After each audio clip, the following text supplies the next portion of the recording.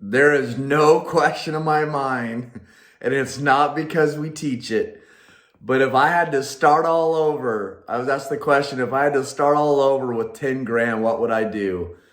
Zero question in my mind, no questions asked.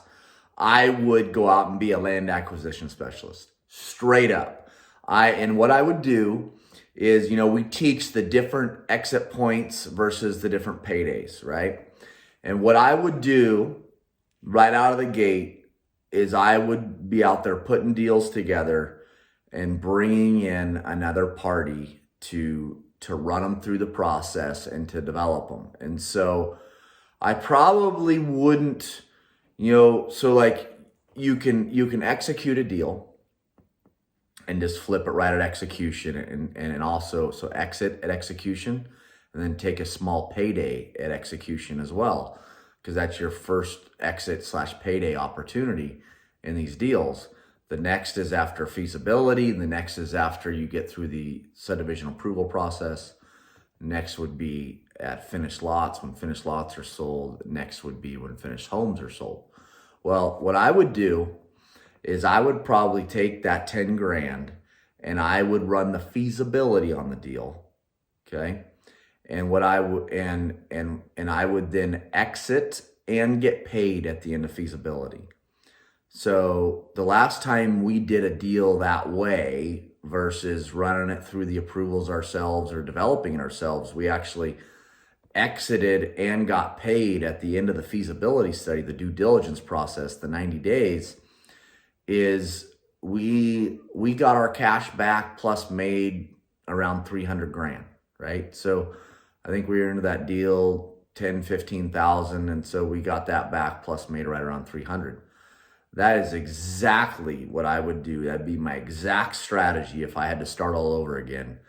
And the reason I wouldn't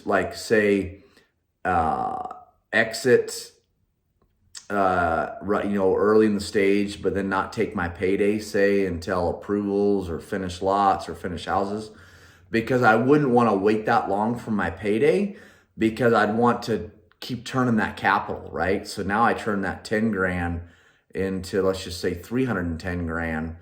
And then I'd want to start, utilizing that, turning that cash. And because that, you've heard the quote, the saying, cash is king, right? Well, that capital, I would then start utilizing that capital to do more and more deals and grow and multiply. So straight up, no questions asked, not trying to tell you this story just because it's what we teach at VestRight through one of our courses. With an absolute clear conscience, if I had to start over, I would, no questions asked, be going out and putting land deals together and then exiting out of them early in the process, taking my payday, and then just start going at it and doing more and more, and probably staying in the process longer and longer, and taking my paydays farther out, and get to a point, where we are today. It can actually happen fairly quickly, depending. You can build up some, amazing, you can put together some amazing paydays and some great wealth actually fairly quickly.